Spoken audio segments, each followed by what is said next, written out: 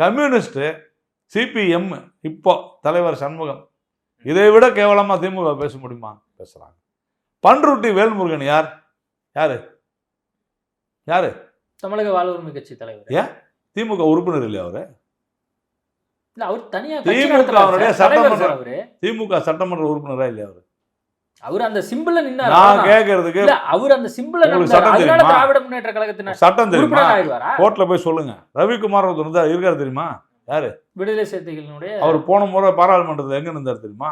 எந்த சின்னத்துல நின்னாரு? கோர்ட்ல போய் என்ன சொன்னாரு தெரியுமா? கேஸ் போட்டாங்க.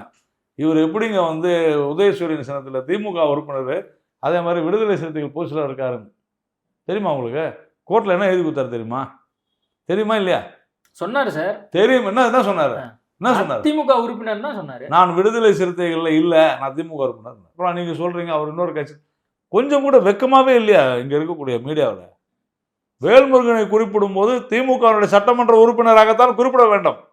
மக்கள் தேர்ந்தெடுக்கக்கூடியவர். அந்த சின்னத்துல ஒரு திமுக சட்டமன்ற உறுப்பினரே சபாநாயகரை பார்த்து இவ்வளவு தூரம் பேசுகிறார் என்று சொன்னால்